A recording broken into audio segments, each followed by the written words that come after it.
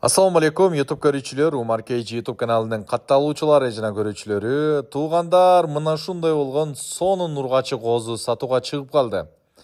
Видеого жакшылап маани берип назар салып туруңуздар. Көпчүлүгүңүздөр муну токту же кой деп ойлошуңуздар мүмкүн. Жок, бул сиздер ойлогондой токту же кой эмес. Бул балким февралда туулган ургачы афган козу. Мен сиздерге азыр ээсинин берген маалыматы боюнча маалыматтарды берейин. Акчага зарыгып калдым дейт. Мына ушундай болгон мыкты козусун сатууга коюп атат экен.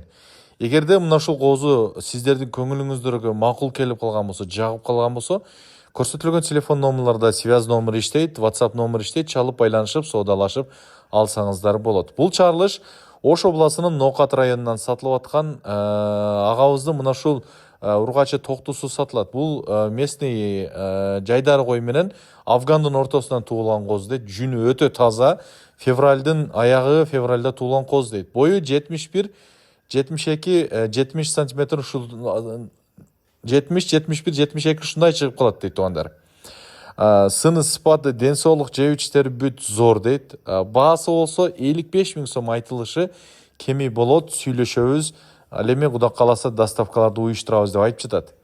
Мына ушундай козу издеген агайынелер боло турган болсо араңыздарда мына ушул козуну байкап көрүңүздөр. Февралда туулган болсо эми 5-6 айлык болуп аткан мына ушундай болгон мыкты козу экен туугандар. Чалыңыздар, байланышыңыздар, телефон номерлары 24 саат бою кызматыңыздарда. Мына ушундай зор козуларды алып энчиге багып коюңуздар туугандар. Мындай козулар негизи кам эле чыгып турат негизи.